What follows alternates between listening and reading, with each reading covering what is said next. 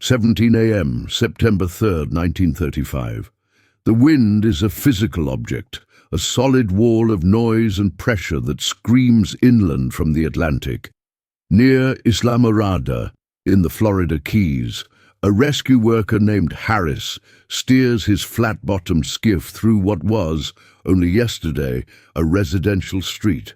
The water is 3 feet deep, an impassable gumbo of muck, shattered lumber and seawater. His engine sputters, fouled by weeds. Ahead, in the dark, a sound, a faint cry from the upper floor of a flooded house. But the skiff grounds itself on a submerged automobile. He can't get closer. The water is too shallow for a boat, too deep and treacherous for a truck. This single, frustrating moment is the physics of a nightmare. Hundreds of miles north, in his 22-room mansion Spottiswood in Clearwater, Donald Roebling is awake. He is not a rescue worker. He's an engineer, an inventor, the scion of a family that built the Brooklyn Bridge. His connection to the disaster is purely electronic. His massive, custom-built shortwave radio receiver, callsign W4GFO, crackles with the fragmented, desperate reports from the Keys. The 1935 Labor Day hurricane, the most intense cyclone to ever make landfall in the United States, has obliterated the fragile islands. Roebling listens to the static, to the voices calling for boats that cannot float and trucks that cannot move. He is a man of immense wealth and technical genius, listening to a problem he cannot solve. The failure is logistical. It is a failure of simple locomotion. The gap between the rescuers and the marooned is a few hundred yards of mud. It is an engineering problem, and for Roebling, it becomes an obsession. He sketches on a notepad, not a boat, not a tractor, something else. He visualizes the Everglades, a place that is neither solid ground nor open water, but an aggressive, chaotic mix of both. A vehicle that could conquer that environment would be amphibious, but not in the way a duckboat is. It would need to crawl, to grip. He imagines a tractor, but one whose tracks don't just push dirt, they cup and paddle water. He sketches a lightweight aluminum body, power from a small automobile engine. The object on his desk is not a military schematic. It is a sketch of a rescue machine, born from the static-filled reports of a storm-ravaged night.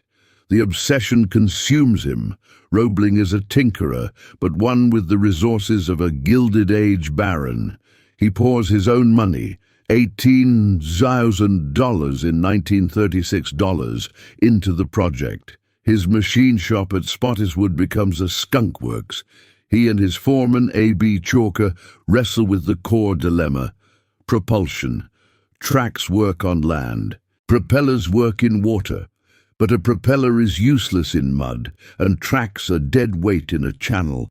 The breakthrough comes from studying the simple motion of a water bug, how its legs create thrust. Roebling designs a new kind of track link. It is a shallow, grousing cleat, W-shaped, that digs into mud but also, when moving at speed, paddles water like a miniature mill wheel. He calls his prototype the Alligator. By 1937, it is complete. It is a 10-ton marvel of duralumin, powered by a 92-horsepower Mercury V8.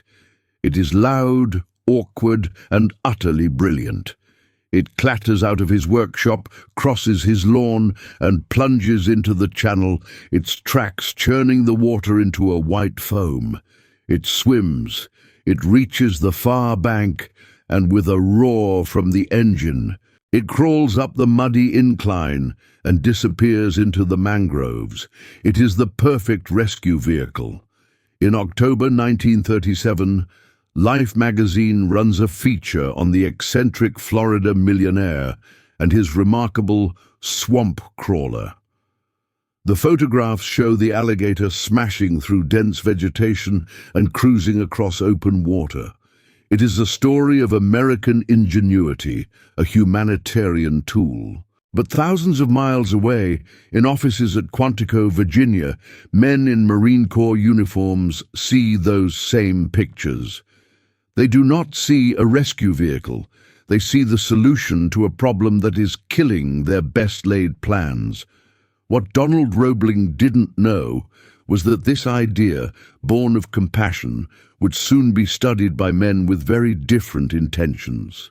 The United States Marine Corps is an institution haunted by a single ghost, Gallipoli.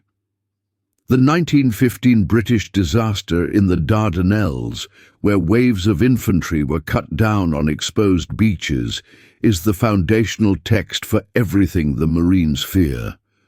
Their entire doctrine in the 1930s, codified in the tentative manual for landing operations, is built to prevent a repeat of that slaughter. But as the decade ends, a new, more terrifying problem emerges, detailed in a series of classified documents known as War Plan Orange. This plan outlines a potential war with the Japanese Empire. The Japanese Nanshin-ron, or Southern Expansion Doctrine, means that any conflict will be fought across the Central Pacific. The theater is not composed of wide, sandy beaches like in Europe. It is an ocean of tiny, volcanic islands and coral atolls. Office of Naval Intelligence Report 39B, circulated in 1939, lays out the tactical nightmare. Japanese-mandated islands, particularly in the Marshall and Gilbert groups, are defended not only by coastal artillery, but by extensive table-flat coral reef formations. These reefs, often submerged under just 2 to 4 feet of water, extend from 500 to 1,000 yards from the high tide mark. This single geological fact invalidates the entire U.S. inventory of landing craft. The new Eureka boat, designed by Andrew Higgins, is a marvel for its shallow draft and bow ramp. But it is a boat. It draws 3 feet of water, the LCPLs, LCVs. They will all, without exception, ground on the outer edge of these reefs. The Marines would be forced to disembark there. They would have to wade, chest deep, for the length of 5, 6, or even 10 football fields, carrying 60 pounds of gear, into the interlocking fields of fire from Nambu heavy machine guns and dug-in 75mm artillery. It is Gallipoli, but worse. It is a problem of geometry and physics. The Marines are tasked with the impossible: assault an impenetrable fortress across an uncrossable moat. The search for a solution is desperate. The Marine Corps Equipment Board, led by visionaries like Major General Louis McHenry Hoger, considers everything. They test amphibious trucks, inflatable rafts, and even bizarre screw-propelled swamp buggies. Nothing can handle the transition from deep water to shallow reef to dry sand. Then, Major Hoger sees the Life magazine article. He sees Donald Roebling's alligator. He sees a vehicle that doesn't care if the ground beneath it is water, mud, or coral. He sees a tractor that swims. He dispatches a colonel to Florida. The problem, once a matter of saving families from a flood, is now a matter of saving divisions from annihilation.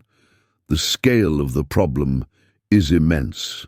Planners at Quantico calculate the projected cost of the first assault, the one intended to breach the outer defenses. The estimates are chilling. Initial wave losses, one report reads, must be assumed at 70 to 80%. The assault force must be prepared to absorb these casualties and continue the mission. Site start. This is a cold, bureaucratic way of saying that thousands of men are expected to perish in the surf. Site 910. The human consequence of this tactical problem is staggering. It is a vision of young men trained for years, leaping from the ramps of their stalled landing craft into chest-deep water. Site start. The lagoon, so beautiful in reconnaissance photos, becomes a deadly gauntlet. Site 10. The weight of a wet pack, a rifle held overhead, the impossible drag of the water. Progress is measured in agonizing inches. The sound of impacts, the metallic pop of bullets passing through the water, the concussive slam of mortar rounds. Sight start.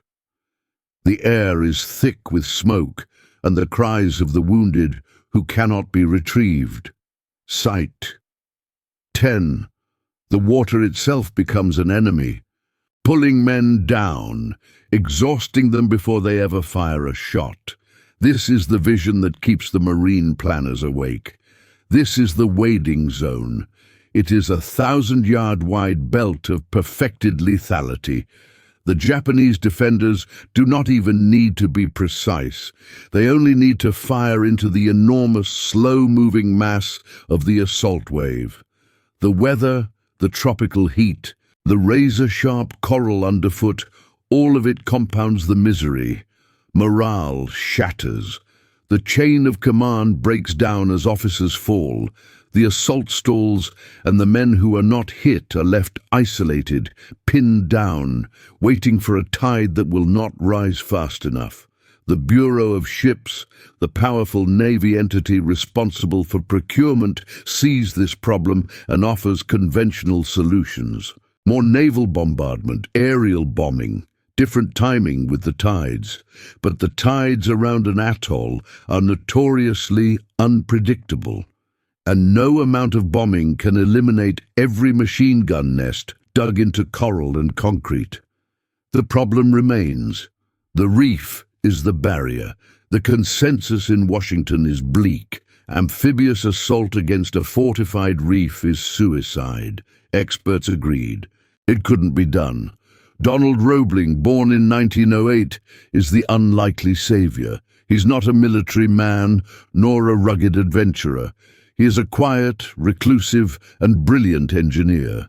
His world is his Clearwater estate, Spottiswood, a sprawling compound that houses his living quarters, his amateur radio station W4GFO, and one of the most advanced private machine shops in the country. He is the grandson of John A. Roebling, the man who tamed the East River with the steel cables of the Rooklyn Ridge. The Roebling legacy is one of impossible engineering, of mastering forces and materials that others deemed uncontrollable. Donald inherited the genius, but not the public ambition. He is a man of hobbies, but his hobbies are professional grade. He builds his own radio equipment. He tinkers with high-performance engines. He's a man of routine, living comfortably on his family's vast fortune. The 1935 hurricane did not affect him physically, but it offended his engineering sensibilities. The news reports of stranded victims and failed rescue attempts presented a puzzle that his mind, trained to see systems and solutions, could not ignore. The alligator was the result. He is, by nature, a humanitarian. The vehicle was designed to preserve life, to cheat the chaos of a natural disaster. When Marine Corps Colonel G.T. Cummins arrives at Spottiswood in 1938, Roebling is a gracious host. He demonstrates the alligator, proud of its capabilities. He shows how it can climb a 5-foot seawall, how it can navigate a dense cypress swamp, and how it can achieve 9 miles per hour in open water. He is proud of it as a tool of rescue. When the Marines explain why they are interested, not for hurricanes, but for assaulting Japanese-held beaches, Roebling is appalled. The meeting is tense. "I built this to save people," Roebling states flatly, his voice quiet. "I will not see it used to take lives." The conflict is stark. Roebling is an idealist, a man who builds to create. The Marines are pragmatists, men who must solve a tactical problem to win a war they see as inevitable. They need a bridge. Roebling has built one. The discussion lasts for days. The Marines are blunt. Colonel Cummins lays out the maps. He explains the reef. He explains the wading zone. Sight start. He does not use graphic language. Sight. 5. Sight start. But he speaks of the inevitable cost, Sight 4, if the first wave is stalled. Mr. Roebling, the colonel argues, if we cannot get our men over that reef, we are asking thousands of them to perish. Your machine is the only thing we have ever seen that can save them. It's not a weapon. It's a transport. It's a lifesaver, just like you intended. This argument shifts Roebling's perspective. He's still a pacifist at heart, but he is also a patriot. He sees the logic. The crazy idea is no longer just his. The resistance from the Navy's Bureau of Ships is immediate and total. A report from Ships dismisses the Alligator as a civilian recreational item. Its use of lightweight duralumin is an unacceptable drain on a critical strategic material. They argue its track system is too complex, its engine underpowered, and its amphibious nature a gimmick. It is, in their words, a Rube Goldberg contraption. The Marines, however, are desperate and bypass the traditional channels. They secure funding directly from the Marine Corps Equipment Board. Roebling, moved by the life-saving argument, makes a decision. He will help them build a military version. He will redesign it for steel. He will lead the project himself at his own shop. And in a final act of his personal conviction, he gives the patent to the United States government for free. He will not profit from a machine of war. Spottiswoode is transformed.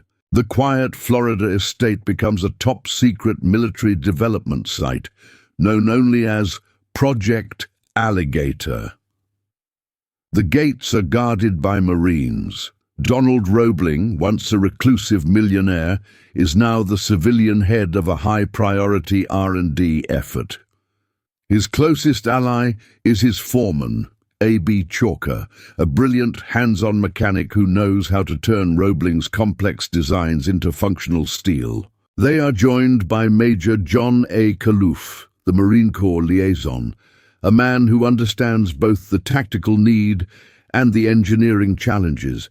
The team's first task is to translate the civilian Alligator into a military-grade machine.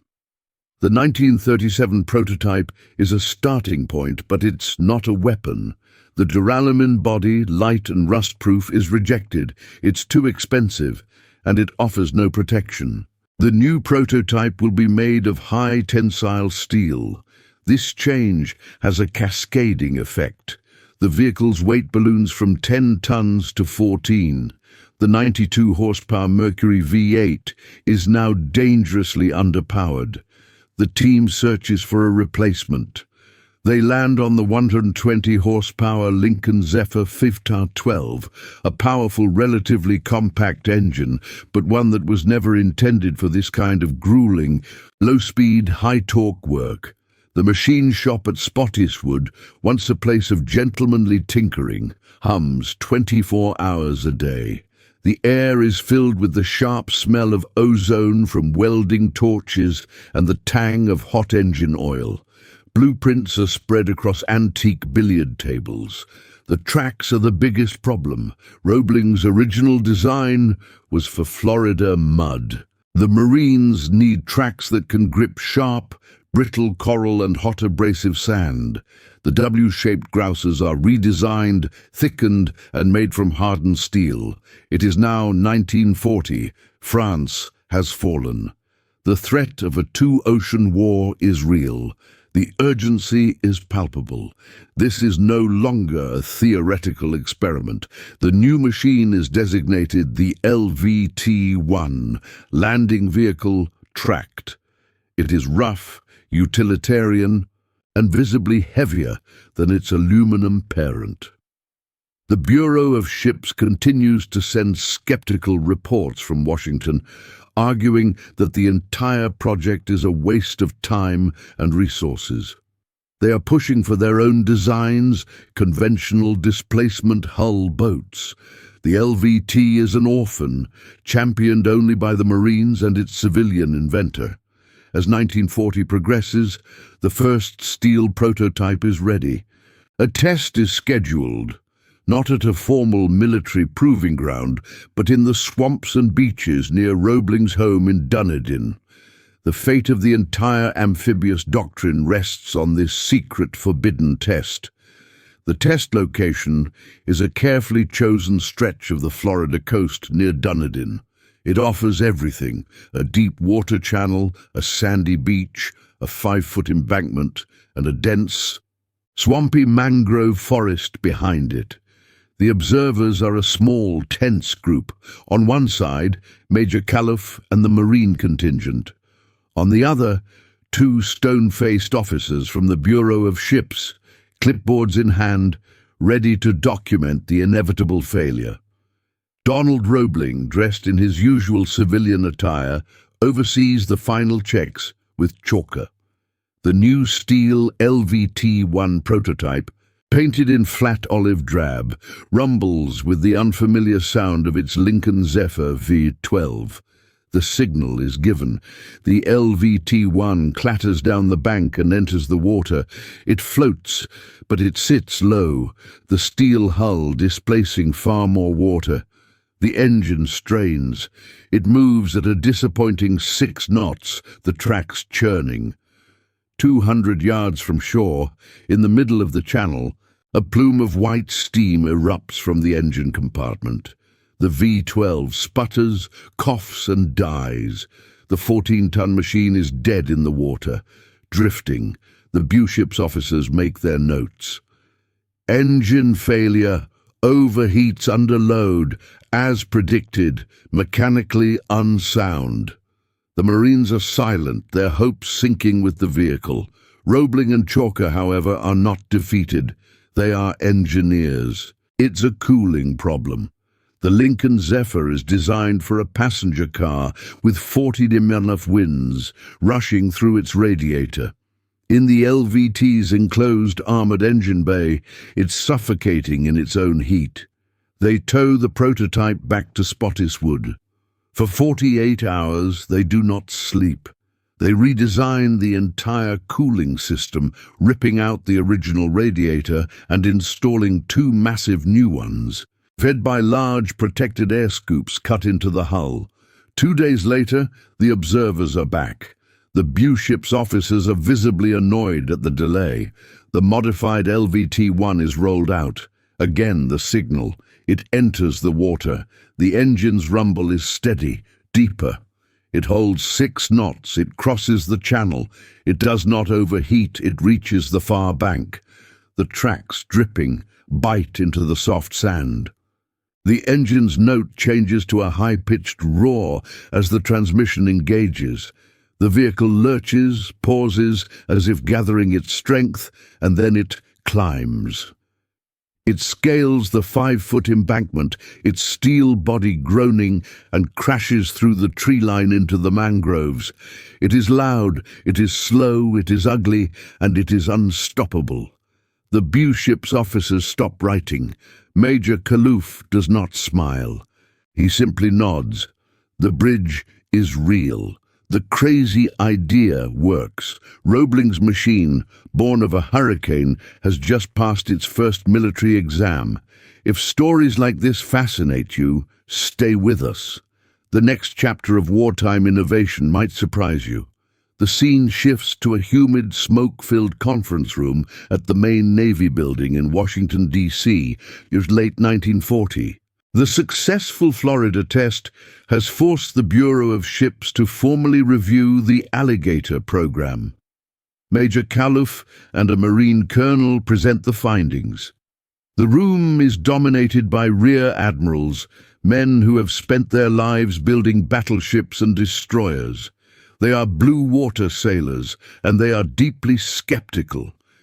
"Colonel, what you are proposing," one admiral begins, his voice flat, "is a 14-ton unarmored tractor. It travels at a maximum of 6 knots in the water. A Japanese destroyer will make 30. It has no armor to speak of and no offensive capability. It is a target, a slow, expensive, mechanically dubious target." The Bishop's report is passed around. It recommends cancelling the program and focusing resources on faster, ramped landing craft, like the Higgins boat. The report argues that bombardment, not a trick vehicle, is the answer to the reef. The Marine Colonel stands. "Admiral, you are correct on every point. It is not a ship. It is not a tank. It is a bridge. It is a mobile floating bridge that we can drive across 1,000 yards of coral reef that your ships and Mr. Higgins's boats cannot cross. It is not a weapon. It is the delivery system for the weapon. The Marine rifleman, the Higgins boat delivers him to the reef. This alligator delivers him to the beach. That is the only distinction that matters." Donald Roebling is also present, an anomaly in his civilian suit. He is asked to speak. "Admirals," he says quietly, "I am not a military man, but that machine was designed to cross terrain that is neither land nor water. That is what it does. The why is your business. The how is mine. The cooling system is sound. The tracks will grip coral. It does work." The Navy is unconvinced. The LVT-1 is a hybrid, and it offends their sense of order. It's not a ship, Bishop's, and it's not a vehicle, ordnance. It's an orphan. The project is nearly cancelled, but the Marine Corps Commandant, General Thomas Holcomb, makes a direct appeal. The Marines will take responsibility for the program. The Navy, reluctantly, agrees to a small production run, but not from a shipyard. They pawn it off on a civilian firm, the Food Machinery Corporation, FMC, in California, a company that makes pesticide sprayers and canning equipment.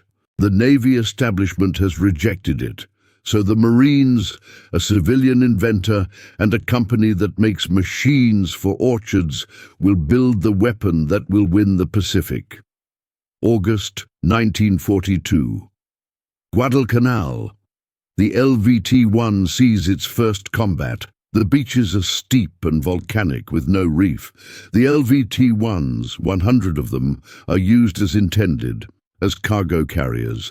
They are ship-to-shore taxis, hauling ammunition, water and supplies from the transports to the beach. They are useful, they are reliable, but they are not revolutionary. The core reef problem remains unsolved, untested. The skeptics in Bishop's feel vindicated. It's a glorified tractor. The real test comes at 08:00 soon, November 20th, 1943, Betio Island, Tarawa Atoll. The 2nd Marine Division prepares to land. Planners, lacking good data, misjudge the tide. The first waves of LCPs and Higgins boats speed toward the beach, and then they stop, 800 yards from shore, grounded hard on the coral reef. The nightmare has become reality. The Japanese, dug into coconut log bunkers, open fire. The lagoon, only 3 feet deep, becomes a perfectly sighted killing field. The assault is stalled. It is a massacre in slow motion. Sight, start. The 2nd Marine Division is dying in the wading zone. Sight 9:10. Through the black smoke of the naval bombardment, a new shape appears. It is the first wave of LVTs, a mix of the original LVT-1s and the new improved LVT-2 Water Buffalo. Also from Roebling's designs. They are slow, churning the water, inviting targets, but they do not stop. They hit the reef, and the sound of their steel tracks grinding on the sharp coral is heard over the din. They lurch, they crawl, they climb. Sight check start. They push past the stalled Higgins boats, past the men struggling in the water. Sight 10. They are the only things moving. They slam into the 4-foot seawall, a barrier that has stopped the infantry, and they crawl right over it. The first Marines are on the beach, not in the water. They are delivered as promised to the shore. By the end of the day, most of the 125 LVTs are destroyed or disabled, but they are the only reason the beachhead holds. An after-action report from the division commander is sent with the highest urgency. The Amtraks saved us. Without them, the assault would have failed. We need hundreds more. We need them with armor. We need them with guns. The debate is over. Tarawa is a brutal victory, but it is the proof of concept written in blood. The rejected design is now the highest priority item in the Pacific Theater.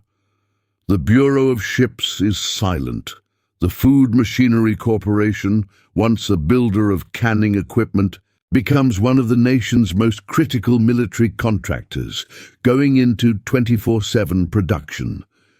Donald Roebling and his team at Spottiswoode work frantically, iterating on the design. The lessons from Tarawa are clear. The LVT needs protection, and it needs to fight back. The LVT-2 Water Buffalo is already an improvement, with better suspension and a more powerful Continental engine. But the Marines need more. The result is the Amphibious tank the user title promised. The LVT-A1 is created.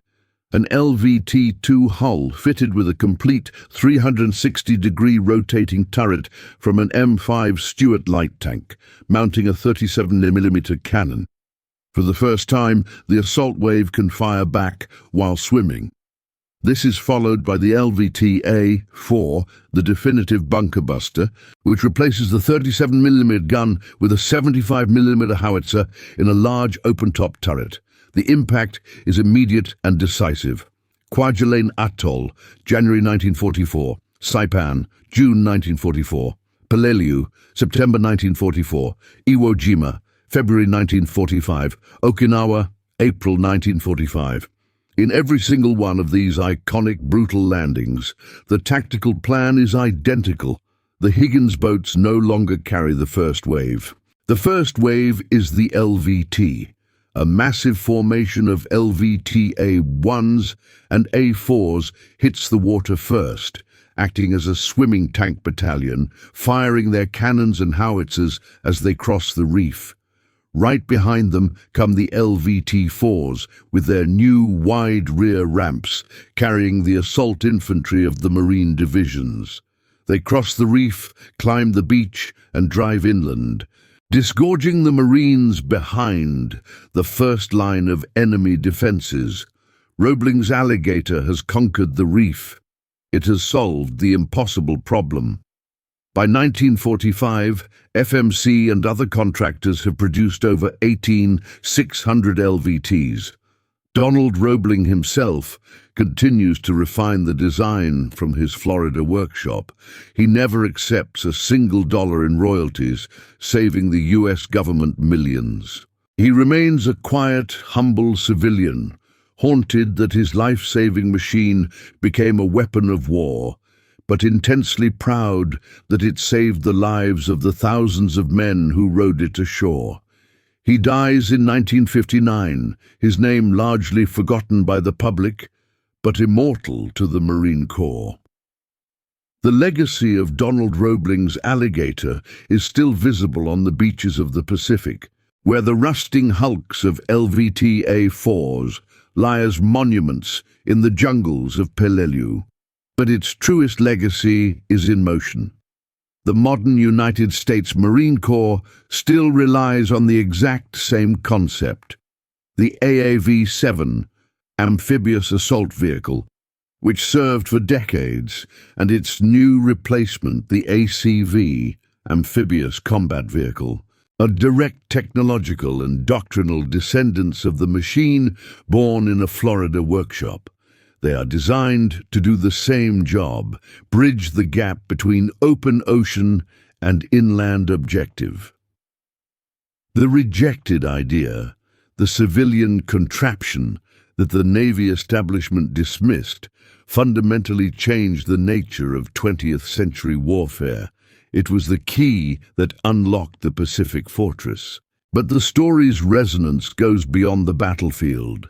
The LVT's core idea, a vehicle that masters the littoral zone, the chaotic space between land and sea, is more relevant than ever. When the 2004 tsunami struck Indonesia, or when Hurricane Katrina flooded New Orleans, what were the vehicles seen moving through the debris-filled water? They were amphibious assault vehicles, descendants of the LVT, performing the exact humanitarian mission Donald Roebling had envisioned in 1935. The most profound innovations are often bridges. They are acts of synthesis, connecting two impossible ideas, between land and water, between a humanitarian impulse and a desperate military necessity.